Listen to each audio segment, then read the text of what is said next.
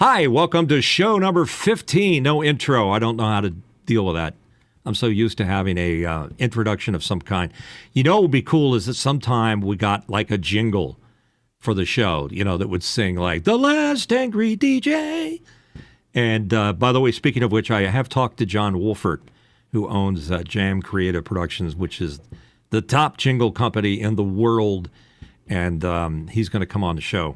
But we have to record it at a different time because he's over there somewhere on another show doing rewind or rewound radio. So can't do that. But anyhow, welcome. It's good to have you here. We don't have a regular guest.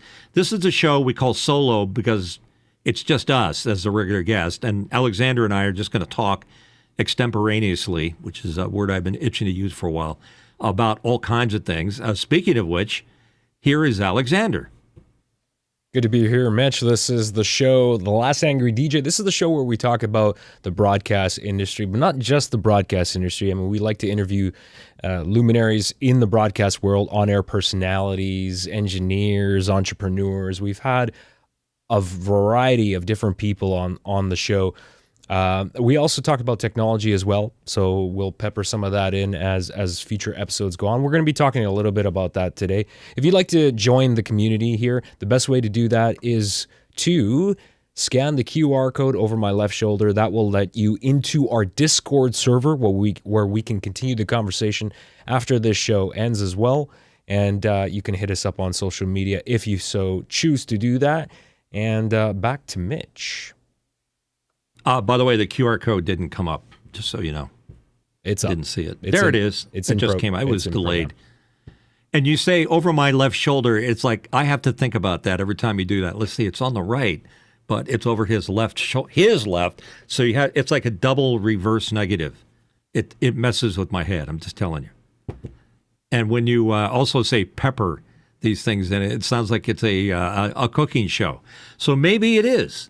Maybe this is a cooking show. You know what? It's whatever you want it to be, because up to 15 shows, which we've done consecutively, one after the other, I don't know if it's really morphed from our original mission.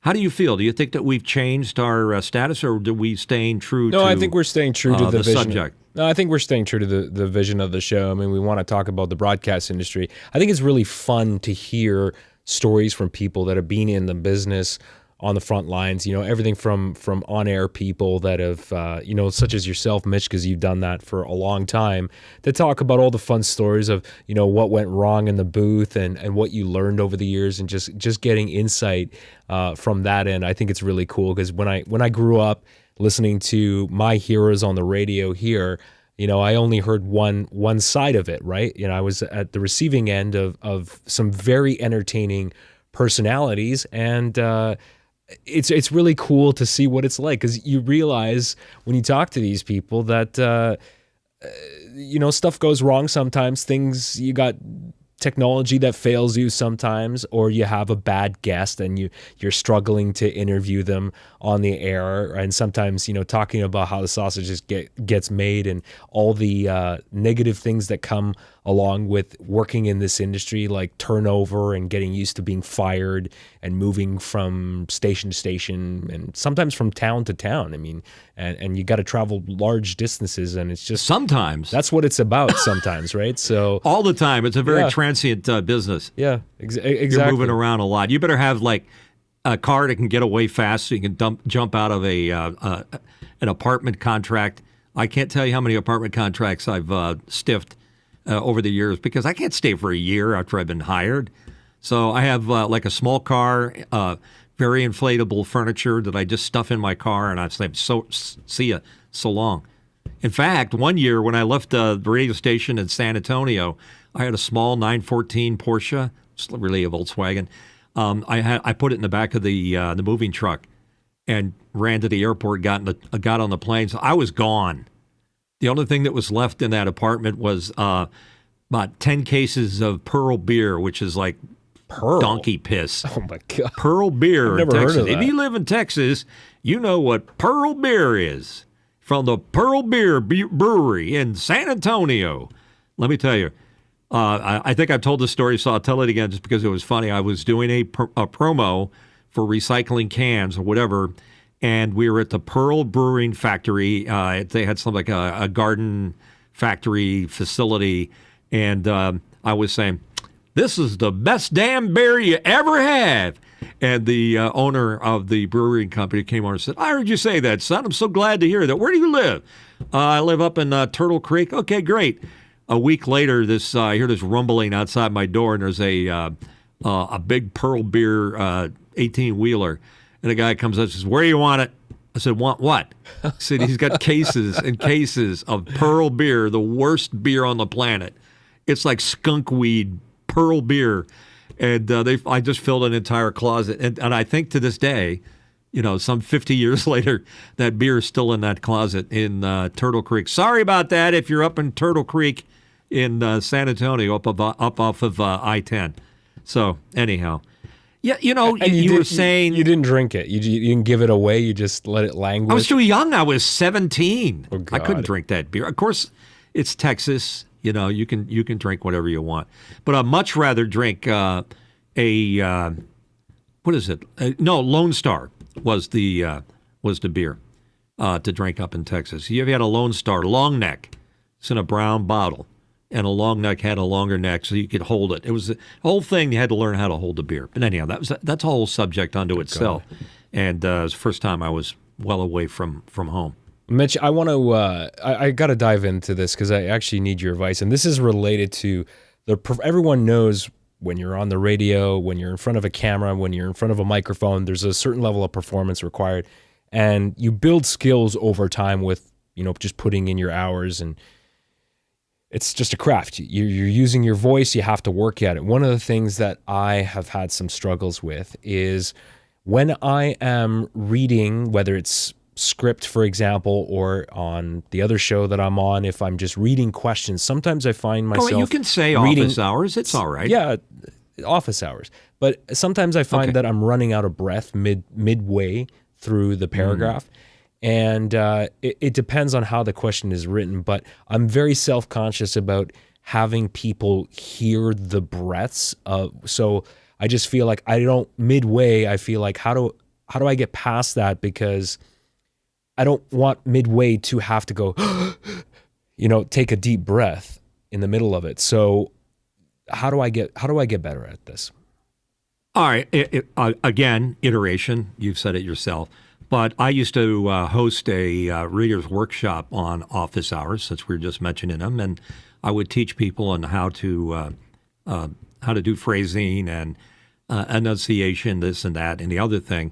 The secret, I think, to being able to read and sound normal without affectations, whether you got dry mouth and you're thinking of where to take a breath, or where you're going to clear your throat, or where you got to make some kind of sound like that, is that I think that for me there's a memory buffer. This is going to sound like Commander Data from the Starship, but basically you read ahead before the words come out of your mouth. So you have a little memory buffer there. Let's say it lasts a whole sentence. Okay. And if you're reading ahead, you're dealing with punctuation and breath points and things like that. So if you do that ahead in your head, you'll know where you have a moment to breathe, like I just did there. So if you're practicing reading, you have to pick your places where you're going to be able to take that breath, and usually at the end of a period or whatever. But the other thing is, don't go...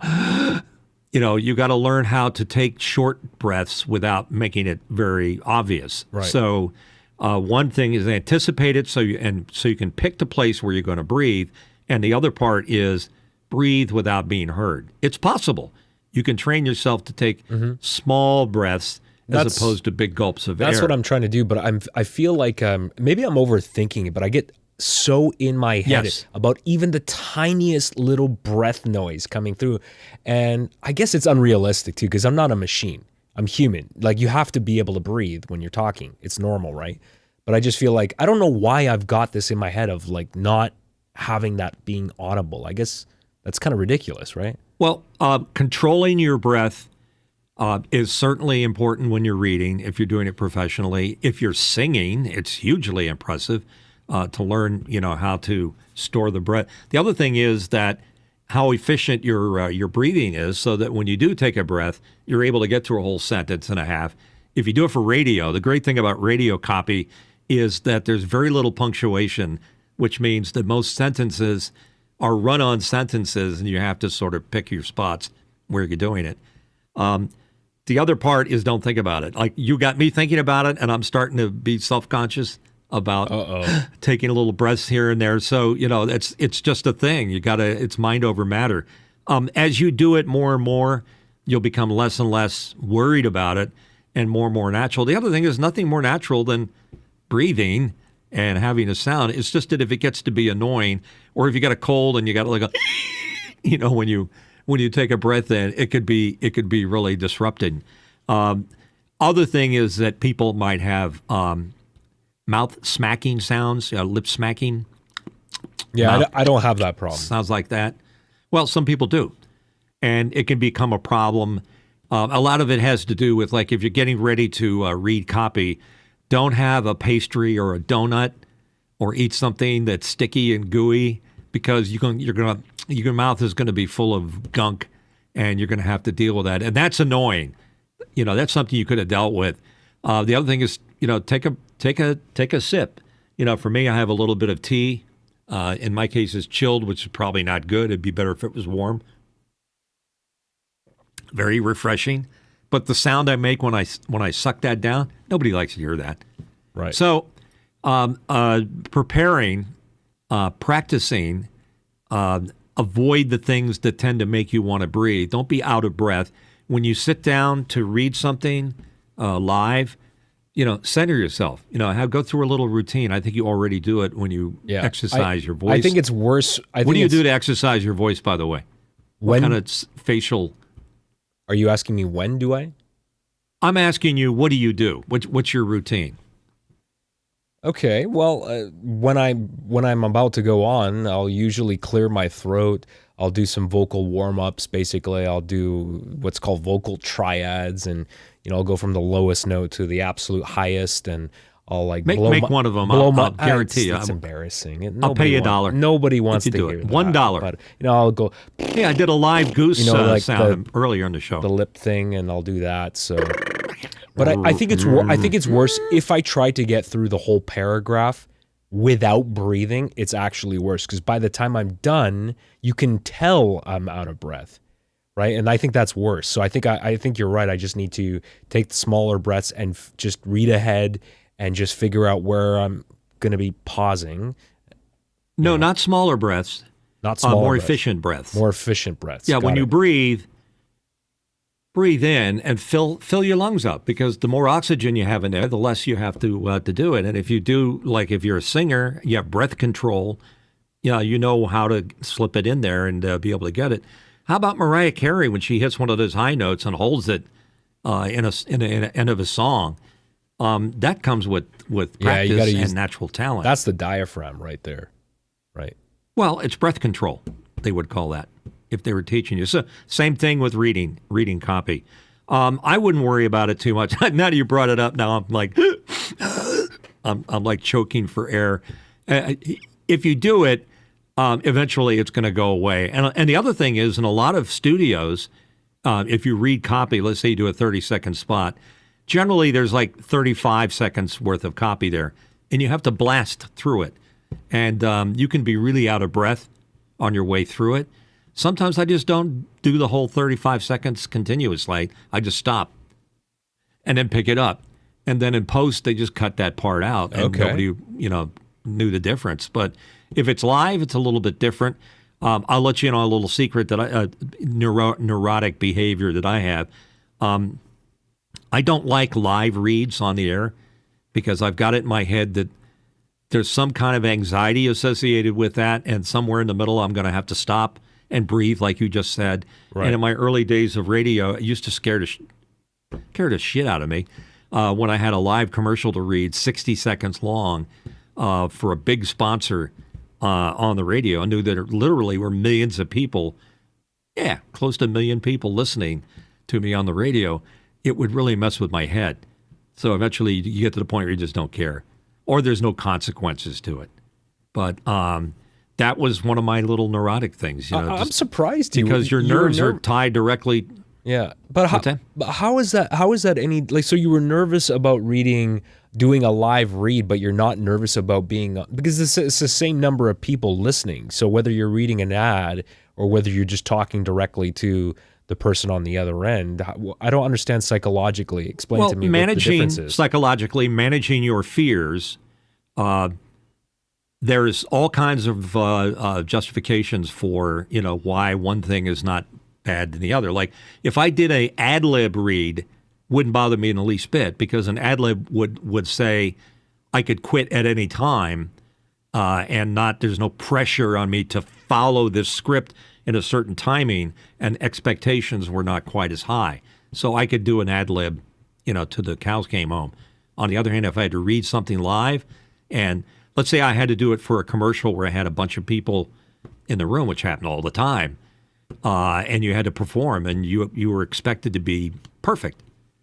And well, that's it would be scary sometimes. Having people watch you and judge you about it, for sure. Yeah, the worst part about that is that in the radio days, I'd be in a room, and then the engineer and the people running the session would be in the other room, and they'd be, there'd be the ad person there, maybe the client, the art director, or the creative director, whoever. There'd be a bunch of people in there that made the decision, and you would read this spot. I think I said this last week on Bob Bowersox's show, but you'd be like, give it your all. You'd be reading it like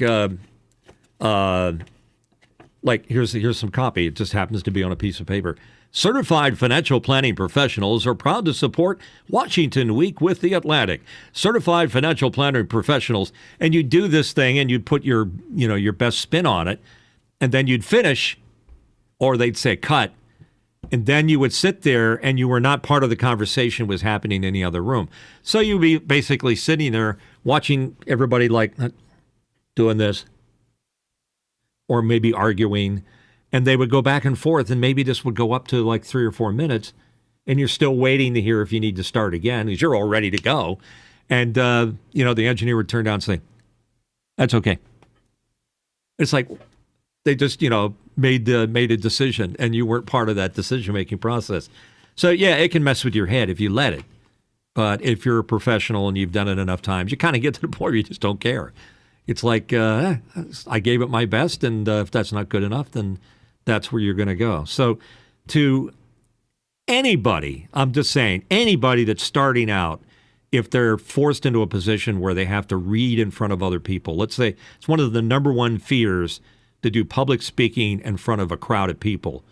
You're afraid, and if you analyze what that fear actually is, that the fear is that something's going to happen that you're going to embarrass yourself. You're going to fall down or have a pause, or something embarrassing is going to happen. You have no control over that. That fear is a real thing, and it makes you a little neurotic. But it just occurred to me. I'm gonna digress here. A good friend of mine is a therapist diplomat, is what she's called, and I'd like to have her on because we have conversations sometimes about things like that are mental, psychological, motivation, reasoning. The more you understand the way you are and what's expected of you when you perform, the better you're going to be able to do it. I think that there is not an actor or actress that doesn't perform that hasn't had some kind of therapy at some point or another, even if it's just somebody that understands the business so well. See, I just ran out of air there. So understands it so well that they can help you deal with it. So, in a roundabout way, answering your question, you'll get okay at it. I've listened to you do your reading on office hours, and I think you're doing a great job. And you sound relaxed, and you sound normal. And the worst thing you could possibly do is to try to sound like somebody else. Don't try to sound like me. Don't try to make your voice deep. We're not all, Morgan Freeman. We're not going to sound like Morgan Freeman. Well, hold on. My voice brilliant. isn't deep. What do I sound like? A 12-year-old? You sound like a normal person. You don't sound like an announcer. You're not talking like the way we used to in the radio days. Maybe in the old days we would emphasize the words and we'd kind of speak with a slight weird accent. Can I do a live? I just pulled up an I did a Google search for practice commercial scripts. Can I just read one and you can give me live critique and just be you want me to be brutally honest? Yeah, go ahead. Okay, let me just let's read put this. the pressure on you. All right, here's the ad. Hold on, let me get my stopwatch because we got to time this. It's a short one. It's about a paragraph. Well, it's going to be even shorter when I get done with it. 15 seconds or 30 seconds at the most. All right, stand by. Okay. And 3, 2. Do you want more than 200 channels at the tips of your fingers? With digital cable, vibrant colors, and rich, vivid detail leap off the screen, and high-quality sound fills the air. You can order movies in an instant or on demand, pause, fast forward, or rewind with no contract and no extra equipment. Call 1-800-OK-CABLE and you can have the best in entertainment for only $9.95. I screwed up one of the words. Yeah, it's okay. I mean, here's the thing. You're concentrating on pronouncing every word as well as you can, even though you have a Canadian accent, believe it or not. But you're not selling the product, and you're not taking advantage of selling the individual words or words in there. So that's the thing that as you get better, I would have to practice that. Yeah, for sure. Yeah, but if you're a professional, you should be able to somebody should just hand you the paper and I'm definitely look at it and then boom, hit it. And to be honest with you, I do as a side hustle, I do reading, but I'm not the world's greatest reader. I'm pretty good, but my area of expertise is tied to my training back in the 70s, sort of speaking. I'd be like, this week only, get the $20 off, and that kind of high energy, yelling, voicey car dealership voice. I'm kind of stuck in that mode. I rarely get the. Don't forget, if you get to our store today, I hardly ever get that. I'm so typecast. So you'll find your spot. You'll find your space. You'll find what you're good at and what you're not so good at, and it's usually not what you expect. Yeah. Okay. Well, I'll keep working at it. And we'll see where it goes. I'll report back. I think 80% of the thing that's going to make you good, you already have, and that is you have a passion for it and you want to do it. And if you practice it, you'll eventually become really good, really adept at it. Yeah. One of the things I really want to do more of, I want to do more voiceover stuff, less car dealership commercials.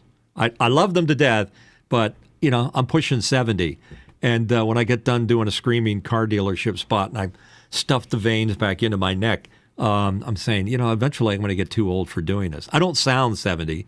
I sound like I'm a younger guy. But anyhow, the thing I want to aspire to do is cable TV and a streaming service, voiceovers. It's not TV. It's HBO. Things like that. That's what I want to do. That's what I aspire to do.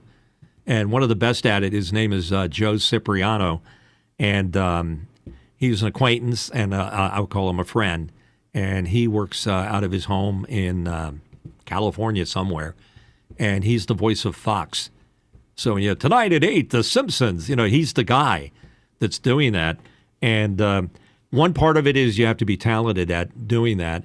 And the other part is you just have to know somebody so you get the chance to get that job. So I'd love to be able to do those kind of things. Yeah. But you have to work at it every day. Nobody's going to do it for you. Nobody's going to discover you. You have to work at it and become good at it. 100%. So I miss doing the Reader's Workshop on office hours. I found that kind of interesting, talking for an hour or two to folks that were interested in how to improve their reading skills. The cool thing about it was that if you learn to read, you might be a voiceover person. It might make you a better Zoom caller. You might be able to control a meeting better. It's sort of like the suit of clothes you put on when you go to confront executives in a business environment. You're probably already good at that. If you have a sales meeting at your place of work, you're probably the first one to raise your hand. I do and sales, so I'm talking to people all the time. But I'm saying that your skills as a reader improves your ability to I see. get attention in a crowd of folks. Yeah, all those things will contribute to you. So I think it's a good skill for everybody to learn, even if you're not going to read commercials for a living. It's certainly a big part of what makes you good as a radio person or a TV person or as a news reader, all of those things. You look like you're itching to change the subject. No, I just wanted to talk to you. Well, let's talk about some other stuff because I believe you had some other stuff on your mind. I think that's probably enough. I don't want to monopolize the whole episode about me. No, monopolize the way. But I appreciate your insight though, because you're an experienced person. You've been in radio. You've talked for many years on a microphone, much longer than I have. So I really appreciate your insight. I value your advice. So thank you. No, I appreciate that because there's a lot more to being a, we'll call it personality, than just being the person in the room that's playing the records. It's like, I always thought the term disc jockey was doing disservice to what it was that I did. Yeah, so I played 45s and I had to manipulate them, but I was also a cart jockey and I was also a copy jockey. I was also an engineer jockey. There's a lot of things that I did. I love the English word presenter. I thought presenter was a better word to describe what a person does as a radio personality, because a presenter is presenting something. They're presenting a song. They're doing a commercial to present something. The other thing that was interesting about the way radio used to be and the way it is today, back in the day in the 70s when I was on the radio, it was a big deal to see a disc jockey doing his show. I can't tell you how many times I'd be doing a program and I'd be talking away, yada, yada, and I'd look over to the side and there'd be a big picture window there, and there'd be like 10 or 15 people standing or staring at you like you're in a zoo. I'd be like a tour, like the JCC or the Boys Club or Girl Scouts would be touring a station, and they'd be, oh, there's the DJ, the monkey in the box, talking. And, you had to kind of get over that fascination that people had with staring at you as a personality. When we used to go out and do what was called a remote broadcast, where we would go to a car dealership or a shopping center or do something, and people would see us on the air, that whole process fascinated people. Today, I don't think people will give you the time of day to see that. But back then, it was really it was a bit of a trip to go out to do a remote broadcast and be seen by people, and you go, wait a minute, there's Mitchell Casey Hill on the air. That was a cool thing. But today it's not so much because people understand what that job entails. The technology that was fascinating to people back then is a microphone, and they're playing the records and talking, and the transmitter antenna going back to the station, and the communication. That's kind of what we like talking about on this program, is that people really didn't understand what was going on behind that voice they heard on the radio. Like when you're on the other side listening in to the radio, there are all these things going on that, you either accepted or just part of the zeitgeist of being a disc jockey, whether it's jingles or songs or commercials, or a radio guy like Wolfman Jack that had a shtick, and you're visualizing what this person might look like. That whole thing was fascinating. But today, not so much. That's the way things have sort of changed. So and that's sort of part of what we're doing. That's sort of sad to me. Now, I don't mean to make this... we talk a lot about the past too, but I do want to talk about now and also the future. And we've talked about this with some previous guests, but I don't want to linger so much on the past because I feel like I am optimistic about the future. I mean, who's to say down the road 50 years from now what radio is going to look like? Is it going to exist? I don't know. But I think for the foreseeable future, I think radio as it exists right now, terrestrial radio, I think still has value, but it also has some problems. And we're working through those problems now. And I think certain people like Mark Giuliani that we've had on in the past as a guest have talked about that as an independent radio station owner, of the kind of things that you need to do to stand out. Like, how do you differentiate in a very homogenized market where it's a lot of radio stations owned by these big conglomerates and they're all kind of doing more or less the same thing? So how do you stand out? And I do want to, as the episodes go by, I want to talk more about that, about the ever-changing landscape of the industry. And hopefully we can bring on some people that are of a different generation, even much younger than me, people in their 20s. I'd like to know from them as they are starting their careers now, what is the industry like and how are they adapting? Because you've said this before, good on you for, they don't pay. The radio industry does not pay like it used to, right? You used to be able to make a lot more money. And that's used changed. to be a pretty good, pardon me for clearing my throat. First of all, I want to compliment you on saying, let's not always talk about the old times, because when I started doing this podcast, there goes the voice. This is what happens when you get older. Hold on a second. Oh. Don't you hate that sound? When I decided to come do the show with you, I didn't want it to be another old disc jockey talking about back in my day, back when I was young and exciting. I agree with you 100%. Let's talk about the relevance of radio today and how it has to, to change. It doesn't have to change that much, but let's get the personality back in it. That's one thing I think we can all agree is let's make it entertaining. Let's make it fun. Absolutely. And you're doing something technical over there. I'm just taking a peek at you. That's totally okay. Actually, I just wanted to acknowledge. Oh, you're checking the chat. I'm very amused by this. In the chat, Beauty Bubble just said, "Hey, angries." I think we're gonna have to use that. We're gonna refer to people as angries. That's thanks, Beauty Bubble. Thanks for that. We really appreciate that. We're now typecast. That's our thing. All right, okay. Good one. And Ken Jones, want to say hi to Ken. He's a regular. A lot of people are from our original office hours group are here, and they kind of support us, so we appreciate that. And by the way, and as an aside, I've got a birthday coming up July 8th. I'm going to be 70.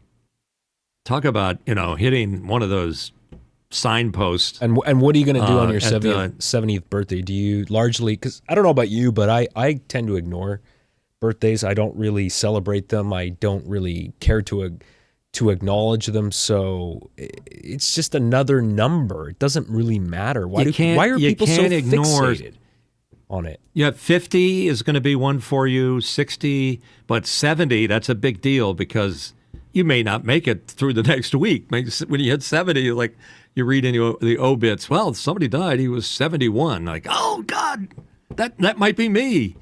Yeah, it's a big deal. I'm with you. I don't like to make a big deal out of it. I'm single and I live alone. I don't even have a dog right now. My dog passed away, some months ago, as I've said.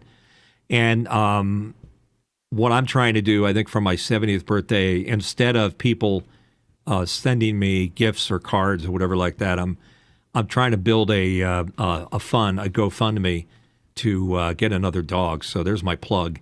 That's kind of what I'm looking forward to, is raising enough money so that when I turn 70, I can get another companion. And it's probably going to be the last time because, dog will live 16 years. Am I going to make it to 90? Yeah. Make it to 80? Who the heck knows? So you're worried about when you're younger like you are, you're not so concerned about, how long you're going to live. But as you get older, you get a little more. I disagree. I think about death on a daily basis, and it's all the more reason that drives me to do something with my life and to figure stuff out, because I do feel like, anything could happen. And I do think of that. It's probably not super healthy to think about it that often, but I do feel I try to turn it into something positive. It forces me, drives me to do stuff and to try not to put stuff off, like even not just work, not just extracurricular stuff, because I'm always trying to learn stuff. And I feel like the moment I stop learning new things that's not going to be a good place to be. But I think about it way too much. I absolutely do. By the way, Ken Jones just gave you a compliment. He said, Mitch, you don't look a day over 69. So how about that, Mitch? I'm not a day over. I'm a day and 360 some days over 69, approaching 70. You don't age 1 year when your birthday arrives. It's like It's a countdown that consists. Anyhow, to your point, I think we all secretly consider our demise at some point on a regular basis. I think as you get older, you just don't care about it so much. My mom passed away last year. She was 98. And I just like kind of leaned into her and I said, well, what's it like to be that old? And she says, it's really no fun. It's no fun to be that old. But what advice would you give to people, once you passed on? She said, be kind. And what a great thing, what a great sentiment to pass on to younger people that are still on the planet once they move on. So you want to think that when you move on and when you're gone, you've done something to improve the human condition in some way. And I think having an opinion that might enlighten other people and help them deal with their lives a little bit better, which is kind of what we do here, is one of those goals. So more power to us providing that kind of advice and getting the advice from other people, or providing a pathway for other people to interact with us via conversation or our QR code, which is over your left shoulder. Using that to communicate with us right into Discord. He's going to push the button to make it happen. Use that to be able to reach out, because the community of conversation is probably one of the most important things that human beings can be doing.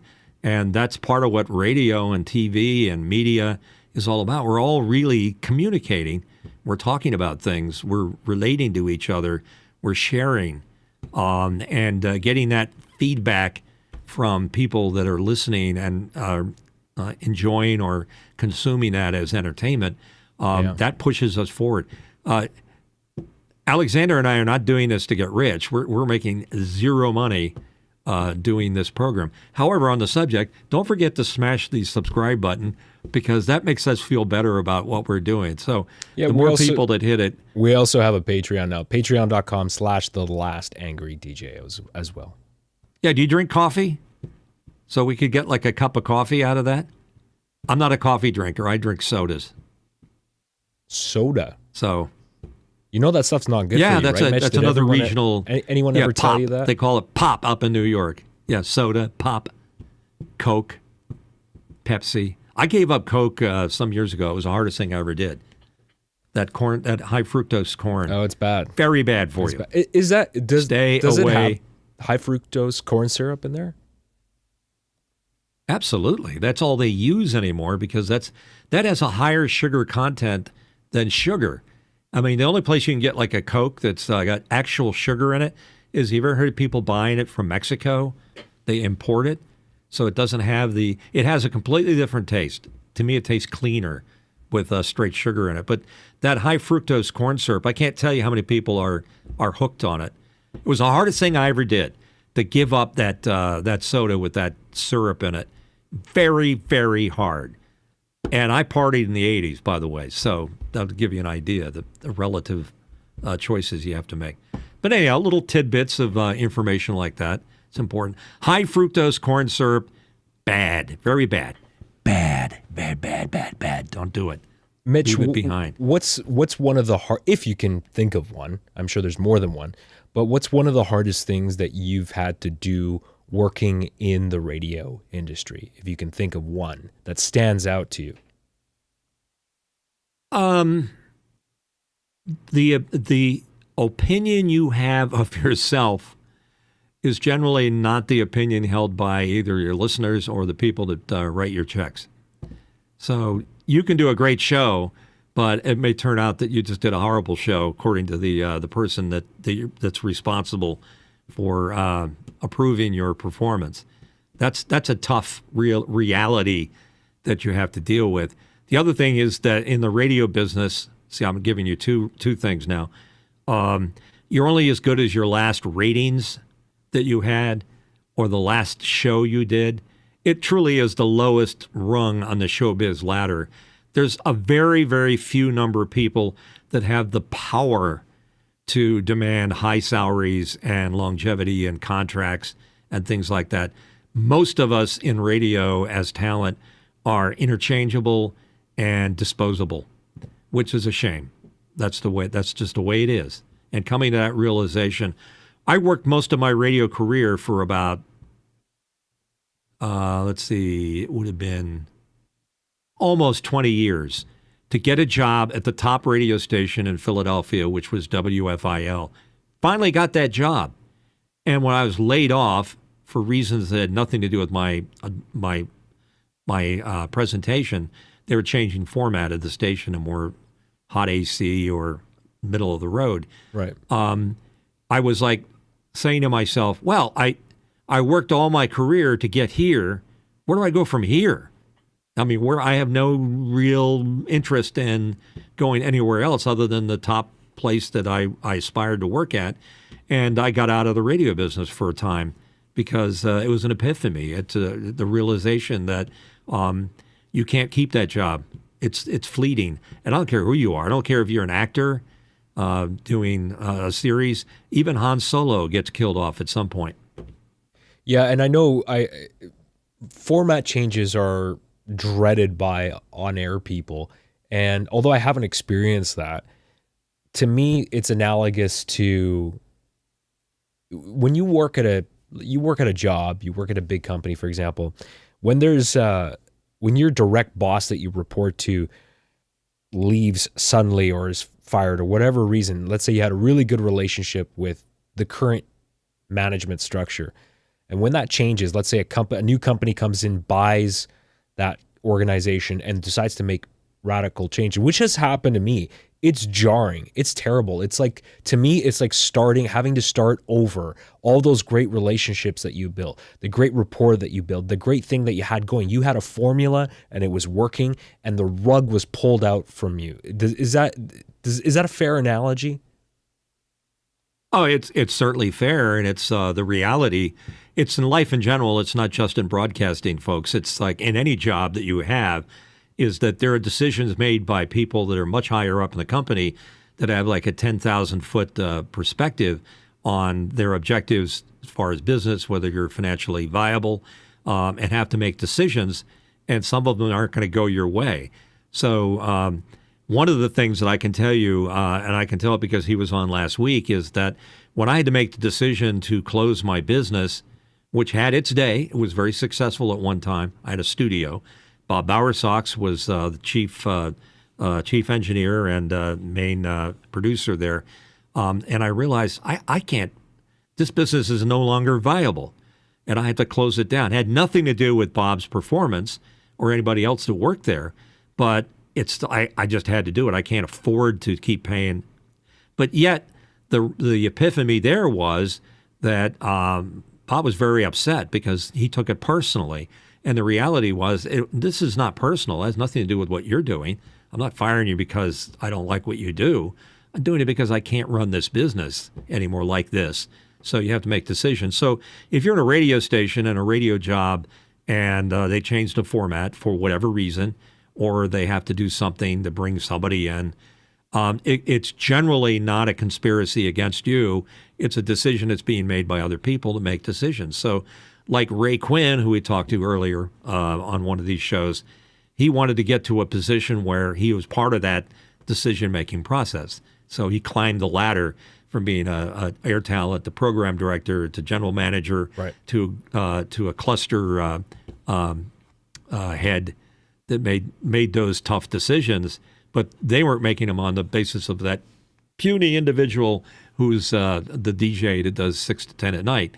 So that's the reality of life. That's not just broadcasting. It's just the way things are. So you have to tame your ego to understand that. And what would you say to somebody, let's say you're in your early 20s, you just got out of school, you got your first job, you're excited to start in radio. What are some of the things that they need to look out for to stay safe and to do a good job?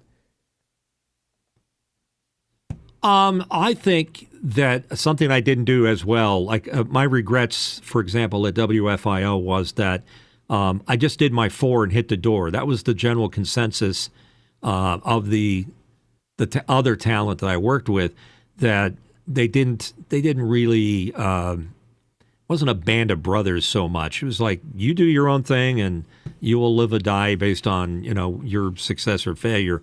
I think that I would have done better if I had been more integrated into the family of the station.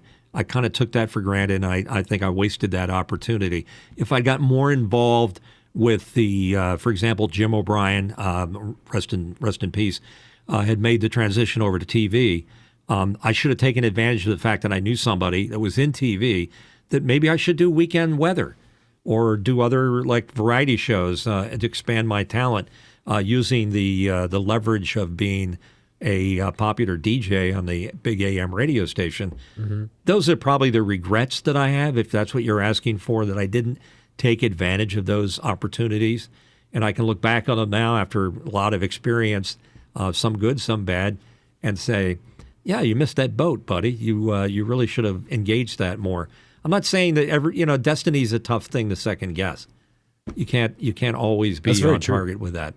Yeah, and obviously there's some pretty big differentiators between camera work and not being in front of a camera as well. So that, to me, it's not just about the voice and delivery and interviewing skills, but I think there's another aspect to the performance for on camera stuff. And I briefly in school had to do a little bit of work there in front of the camera, and it was a little more nerve-wracking having a camera shoved in front of your face, and especially if you had to read from a teleprompter. That's another thing you got to practice. If you're getting into the world of journalism, if you're going to be doing the news, then you got to understand how to read from a teleprompter and manage your pacing and everything like that. So that's a whole nother skill. Do you think you would have you could have done on camera work? Is that something that you think you could have got into at all? Oh yeah. Definitely. In fact, I did. I did a lot of on camera. When I left there and put my own studio together, I had a side hustle where I did on camera work all the time for different people, stand-ups, teleprompter. The presentation was there. And to your point about the fear and the teleprompter and the pressure of being on camera and people scrutinizing your every little move, you have to learn to slay your dragon, my friend. You have to learn to put that fear somewhere else, because you're not going to get the next big job in TV because you're good at what you do. You're good at reading a teleprompter. You're good at looking comfortable on camera. You're going to get it because you're good at what you're doing, but you're also in the right place at the right time that know the right people. And they think, hey, Alexander, he's a good guy. Maybe we'll pop him in doing the entertainment update because he seems, he looks the part and he seems to know his way around it. You need to be able to become comfortable with people around you and be the next person who gets selected for those jobs. I completely missed that boat. I did not get that opportunity. And even to this day, I'm kind of an unfiltered person. I kind of speak my mind about things. Instead of having an opinion about some things when you meet somebody for the first time, sometimes it's just better to say, that's a very interesting thought, and leave it at that, not to teach them that they're completely wrong and their point of view is absurd and wrong. Totally. It's just knowing how to get along with the people around. I very rarely lose my cool with other people. I don't get into arguments with Karens or other people that put me off on the road. In general, I had somebody who was honking at me like crazy, and I was like comfortably sitting in my convertible, and there was a sign up, over my shoulder that said "No turn on red," and they were honking to get me to turn. So I went like this. If you could see behind, I went very slowly, and then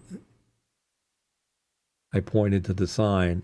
And then the honking stopped because they finally realized. So instead of me engaging them and being as angry as they are, you never accomplish anything by trying to amp it up.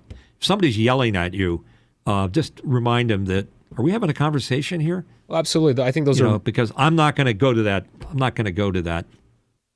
Yeah, and what you're talking about now, I mean, you only learn that the hard way through experience. I mean, I'm just now getting to the point too, and I've learned that from the hard way of, sometimes, to your point, when you get into conversations with people, you don't need to get the last word in. And sometimes it's just better to keep your mouth shut and just read the room, right? And when you're young, you make stupid mistakes and you feel like you got to be on the edge and you got to get the last word in and you got to be right. It's all about being right and they're wrong. It's like, that's not how the world works. And that doesn't really, especially depending on what you're doing, like it doesn't really help further your career. It doesn't help you build relationships with people. So you kind of have to dance around that a little bit, and you learn. You don't have to be an ass kisser.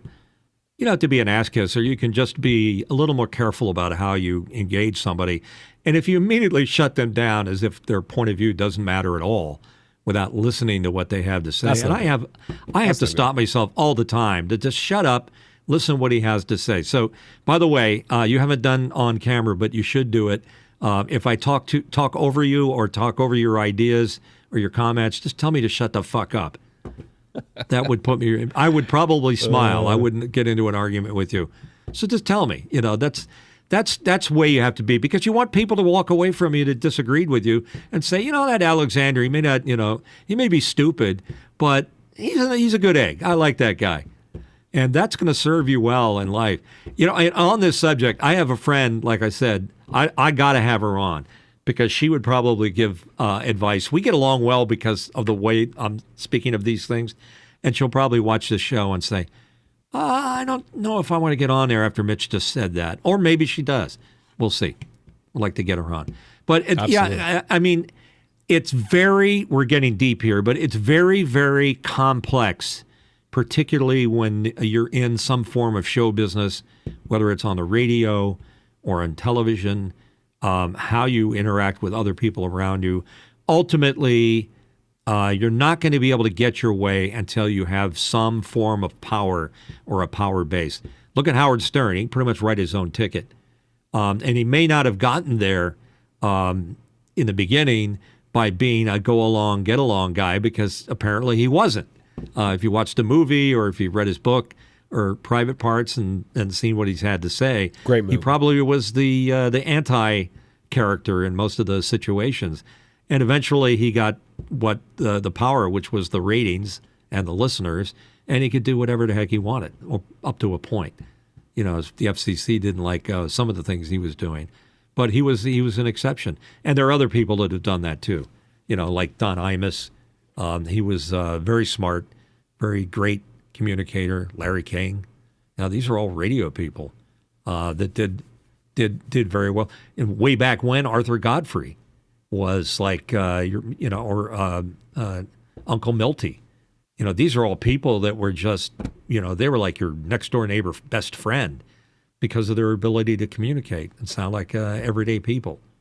So it's a tough business to go into. You have to have an open mind to it, and you have to have a thick skin because you're going to take a little heat along the way. Some of it's going to be damaging to your psyche. Other parts of it, you got to have you just can't take. And in my case, I couldn't take it. I couldn't take it anymore. I just that's it. I'm done. Yeah. I just before we go on, I just want to acknowledge that Steven Stryker just popped in the chat. Great guest. He was on our first episode, supported the show, had a great conversation. Good to see him. Yeah, Steve is a guy I talk to on a regular basis. He's smart. He understands the business. He gives me advice from time to time. I appreciate his sensibilities. We've also known each other a very long time. So, hi, Steve. Good to have you here. I hope your doggie's doing well. I appreciate that companionship more and more every day now that I don't have my little corgi friend, Paddywhack, with me. As anybody that's followed the show noted, he passed away of old age a couple of months ago. And they don't live forever. Dogs don't live forever. But they, your pet or your companion gives so much with no conditions. That's a great thing. But the one thing that my pet taught me, and I think that you might agree if you have a pet that you love, is that he taught me how to live in the moment. It's like, don't worry about tomorrow. Don't worry about yesterday. Live in the moment right now. Certainly have a joy of life and take advantage of that. What a great thing you can learn from an animal, of all things. and it's something you can take with you as a life lesson forward. If you're a talent looking to get into broadcasting and you live that type of attitude and you treated everybody with respect, and as my mom said, if you were very kind, then you would be a better person and you would enhance the lives of the people around you. So happy Mother's Day, happy Father's Day, all those good things. Absolutely. Laura Thompson says, just asking in the chat, actually, she's saying, this is a direct question to you, Mitch. She's saying, are you wanting to get another corgi, or would you consider adopting an animal from a shelter? What do you think? Wow, that's a question I've gotten. I definitely want another companion. I'll tell you my feeling about adopting. It's a very popular thing to go out and rescue or adopt another pet. It so happened that I had such a great relationship with my corgi that I kind of want another corgi. And the issue about getting a pet from where you didn't know where it was brought up, or genetically how it was brought up, or what its ancestors were like, is that when you adopt an animal that you don't know its background, you may be picking up an animal that has a genetic predisposition that may not show up for years, that's going to shorten their lifespan. And I just can't live that sadness any sooner than I have to. So I'm inclined, as much as it's a great thing to rescue an animal, if you're inclined to do that, I'm inclined to get another corgi from a breeder, the same breeder I got Paddywhack from, because of that. So if that makes me selfish, then so be it. I'm selfish for doing that. But I'm doing it for a reason. I'm doing it for my own feelings. And I want a relative of my previous pet. So thank you, Laura, for thinking about me. I hope you don't think less of me for not wanting to do it that way. But I can't rescue every animal on the planet. It's just not going to happen. Not this way. I think that's fair. I think that's a valid. Those are valid reasons, for sure. You gotta do what's best. Yeah, you don't have to agree with me, but it's my reasoning behind it. So please judge me on my rationale behind that. But I think our furry little friends. I know that you have a little furry friend there somewhere, Alex. I haven't seen him pop up. I do, yeah. On the camera. You feel very strongly about them, and that's an important part, particularly if you live alone and if you're single, and which I am, both of. I don't know why. Maybe people can't live with me. Maybe I'm punishing a dog by having it as a companion. But that dog got a lot of love, and the lucky part about that dog was that he was with me every day because I work in my home. And if he were here right now, he'd be curled up next to my feet listening to my voice and knowing that everything's fine, until he heard any kind of, dissonance in my voice. And then he would probably get up and look around and say, what's going on here? Is there a problem? Is there a problem here? Do I have to intervene? I used to read commercials that you would get like a little disturbed when I was talking about Mack Hike Chevrolet in Houston having a 0% off special. And the dog would like, wow, should I be interested in that? Is there food involved? Oh, fun stuff. My grandma. Here's the other thing. Yeah, go ahead. Yeah, go ahead. No, it's okay. No, I was just going to say, we can talk about anything, and some this might be good stuff. Some of it may be boring as tears. We really, really live for your input, and it's very important that you give us your input or your guidance, whether you like it or you don't like it. If you dislike something we're saying, let's keep it real. And we'll talk about it. That's no problem. And if you have an idea of a guest that you'd like to have us on, we've got about 3 or 4 guests in the pipeline that we're going to bring in here. And I hope to surprise you, meaning you out there, the listeners and the watchers, that we might surprise you with something, because sometimes you can get advice or information or entertainment or some just wise opinions from the least likely places, even if it's just from me and Alex. Yeah. I mean, I was a little shocked, to be honest with you. Right before the show, you handed me a note saying you wanted to change the format of the show and just do a cooking show. I was quite surprised by that. Yeah, cooking. You're really into that. Cooking show with fast food going to Arby's and McDonald's and mixing it up. I used to do that on Sundays. I wouldn't go just to McDonald's. Where does it say you can only go to one place? I go to McDonald's for the fries, and I go to Wendy's for the hamburger, and then I go to Arby's for a roast beef sandwich, and then I'd mix this up into a smorgasbord. So that's the kind of cooking advice I like to give. That sounds like way too much work. Show? That's way too much work. I like to Not find going to do it then. All right, cancel that idea. I like to go to one place. Not going to do it. With it. Find a good place. I like Five Guys. No, where's it written? You have to only go at one place. It's not written. Why can't you go to a different place? I'm not saying you have to go, or I'm not saying you can't go to different places. I'm just saying it's a lot more work. Yeah. What about Taco Bell? What did they do to you lately? Or go to Burger King. Except when I saw the video of the rat running through the Burger King hamburger rolls. They actually had that on YouTube. You can look it up. Yeah, no. That kind of put me off. I'll pass on that thing. Because then, are those sesame seeds? Are those sesame seeds? I don't know. I don't think so. So anyhow, so that's our show today. Beauty Bubble in the chat says it has to be an angry cooking show, not just any cooking show. It's got to be angry. You can be angry because of the quality of the ingredients, or the shortcuts, or that we just got burned. I'm a horrible cook, by the way. And if I cook anything with olive oil in it and it gets hot, I'm the guy that gets it red in the face from the sputtering, because I put stuff in that's got water in it. And you know what happens when you mix something like a frozen hamburger patty into boiling hot olive oil. You're gonna feel it. Don't do it. Don't do it. Don't pick stuff up that's hot. All that stuff. So yeah, it would be a total failure. And maybe entertaining into itself. But let's stick with the stuff that we know the most. By the way, when I do the pen thing, does that annoy you? When I'm pointing and making a point? Some people they gesticulate a lot. No, I mean, I don't care as long as you're not smashing your hand on the desk. As long as you're not making only noise. Smash the subscribe button. That's the only thing that gets smashed here. That's right. Right down. It's there. Like, you watch shows that you like. I like Bill Maher, whether you hate him or not. I just think he's a smart man. I don't always appreciate his humor, but he's doing something lately that's driving me nuts. Ever since he starts talking and he finishes a sentence, he goes, and do that. I've noticed that. He's like smacking his lips, and it's like, now I'm waiting for it. I'm like, it's like a drinking game. He's going to there he does it. And he does it constantly during his monologue and when he's interviewing people.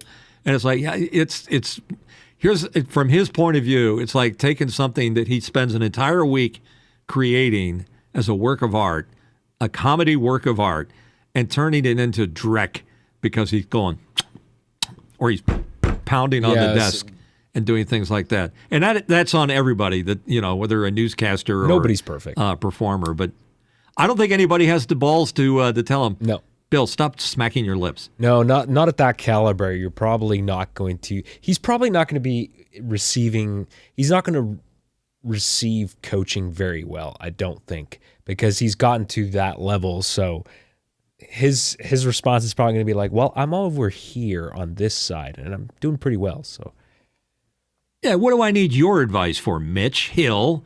Show me your advertising and comedy, credentials here. You don't even, fuck you. That's how it would go. So it wouldn't be a good thing. So I'm thinking next week maybe we should have my friend who refers to herself as a diplomat. I think that might be interesting because we could get into the stuff inside of our heads. We kind of touched on that a bit today. What do you guys think? Give us a suggestion. We're open for suggestions for next week's show, which will be number 16. And then a little bit down the road, we've got a few other folks. We got Mike Rossi coming on, Kirk Harnack, who has Twert this week in Radio Tech. Kirk has got his own show. He's been doing that for a while. He's a fan of yours, I believe, Alex. Really? He likes you. Well, I like the show. He's like you're processing that. So he's like I'm processing. First of all, I'm still processing the fact that he's going to be coming on the show because I love the show that he does, the podcast that he does, And I think he's got some clout, and he's with the Telos Alliance, and I love their products. So I think it's going to be great having him on. So I'm looking forward to that. Yeah, and again, sometimes we can talk technical stuff, and he understands everything from the microphone to the processor on the microphone to radio, mixing consoles. There's a whole culture within technical people of what kind of equipment they like and what they tend to gravitate towards. Like, do you really care what's in that little room with the DJ? These guys do, and we do, because these are our tools of trade. So Kirk will be a very interesting guy to talk to regarding all those things. And he's with the Telos Alliance, as you said. So that means he comes from the Axia side of consoles. On the other hand, there's the Wheatstone people, which I have a Wheatstone board over here. And yet in processing, I go for the Telos Alliance with Omnia because I'm a fan of Frank Foti, who is the one of the founders of that business. So we'll talk about that. We're going to talk about jingles somewhere down the road. We'll get John Wolford in here.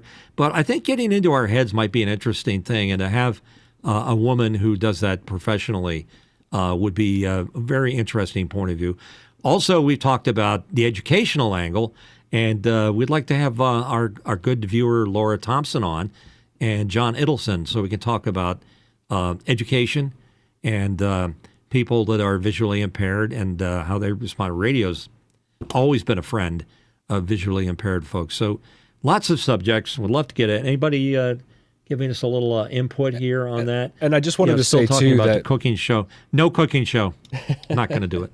I just wanted to say that one of the things that I'm interested in, Mitch, is doing radio dramas. And I would love just to take a script from an old Shadow radio drama and do that. Just gather up a bunch of people who'd be willing to lend their voices, and we could even just do it live or pre-record it too.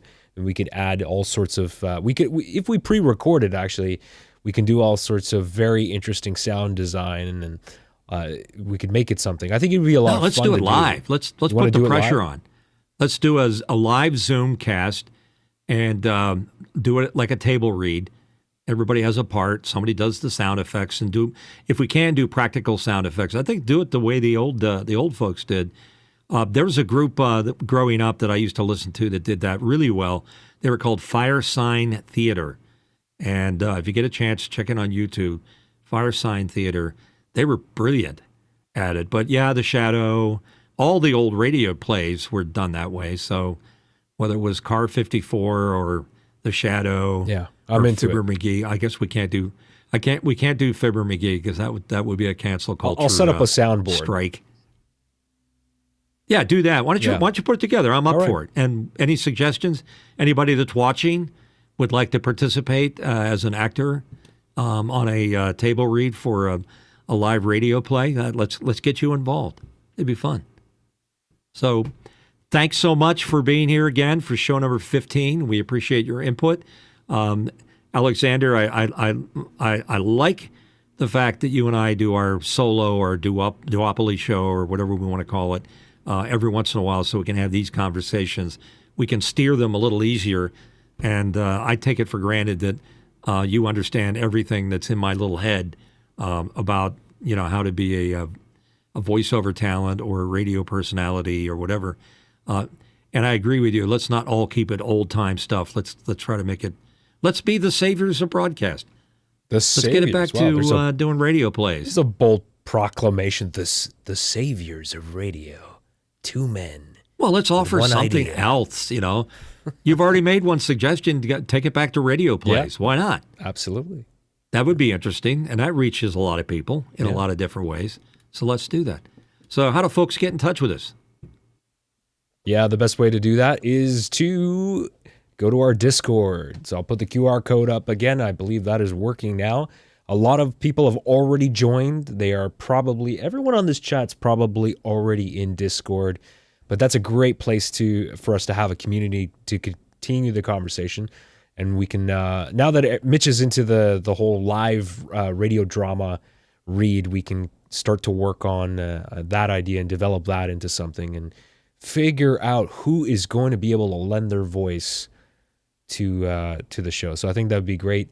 So you can do that by scanning the QR code. You can also email us, hello@thelastangrydj.com. Almost nobody uses email, but hey, we got an email if you want to send us your feedback. And also, of course, on social media, @thelastangrydj. We're everywhere: Facebook, Twitter, and TikTok.